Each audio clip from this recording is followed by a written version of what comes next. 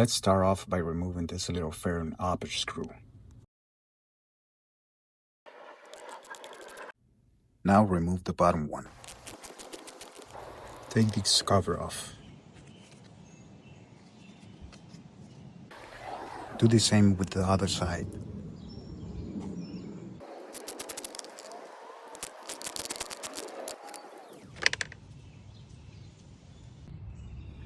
We're gonna use these mount points on the frame.